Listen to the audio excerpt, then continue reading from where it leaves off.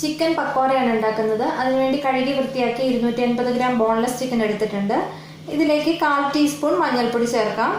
1 table spoon Kashmiri മുളക് പൊടി, 1 teaspoon മല്ലിപ്പൊടി, 1/4 ടീസ്പൂൺ നല്ല ജീരകത്തിന്റെ പൊടി, 1/2 ടീസ്പൂൺ ഗരം മസാല, 1 ടീസ്പൂൺ ഇഞ്ചി വെളുത്തുള്ളി ചതച്ചത്, നാരങ്ങ നീര് 1 ടീസ്പൂൺ.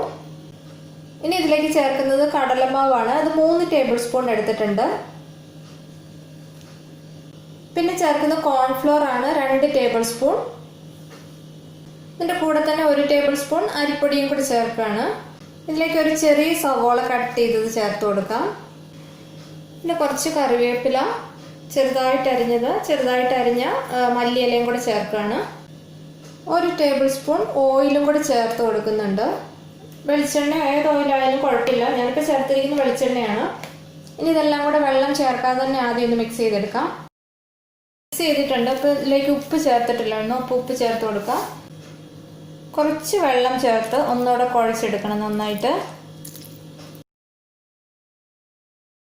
കുറേശ്ശെ മാത്രം വെള്ളം ചേർക്കുക, വെള്ളം കൂടിപ്പോല്ലേ.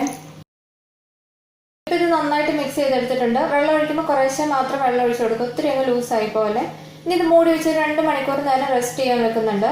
അപ്പോൾ സമയം ഉണ്ടെങ്കിൽ 2 മണിക്കൂർ നേരമെങ്കിലും വെക്കുക, ഇല്ലെന്നുണ്ടെങ്കിൽ ഒരു അരമണിക്കൂർ നേരം വെച്ചിട്ട് നമുക്ക് ഫ്രൈ ചെയ്തെടുക്കാം. 2 മണിക്കൂർ കഴിഞ്ഞിട്ടുണ്ട്. ഇനി ഇത് ഫ്രൈ ചെയ്തെടുക്കാം. ഇതിന്റെ ഇൻഗ്രീഡിയൻസും ക്വാണ്ടിറ്റിയൊക്കെ ഞാൻ ഡിസ്ക്രിപ്ഷൻ ബോക്സിലും കൊടുത്തിട്ടുണ്ട്. എണ്ണ ചൂടായിട്ടുണ്ട്. ഇതിലേക്ക് ഓരോ ചിക്കൻ പീസായിട്ട് വെച്ച് കൊടുക്കാം. ഇതൊരു മീഡിയം ഫ്ലെയിമിലിട്ട് വേണം ഫ്രൈ ചെയ്തെടുക്കാനായിട്ട്. തീ കൂടി കഴിഞ്ഞാൽ അതിൻ്റെ പുറത്തുള്ള കോട്ടിംഗ് ഒക്കെ പെട്ടെന്ന് അങ്ങോട്ട് വിട്ടുപോകും.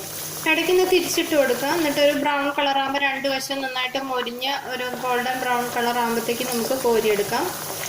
ഇപ്പോൾ 2 വശം നന്നായിട്ട് മൊരിഞ്ഞിട്ടുണ്ട്. ഇനി ഇത് എണ്ണയിൽ നിന്ന് കോരിയെടുക്കുകയാണ്.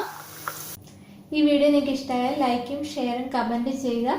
ചാനൽ സബ്സ്ക്രൈബ് ചെയ്തിട്ടില്ലെങ്കിൽ സബ്സ്ക്രൈബ് ചെയ്ത് അടുത്തുള്ള ബെല്ലൈക്കണും കൂടി ഒന്ന് പ്രസ് ചെയ്യാൻ മറക്കല്ലേ.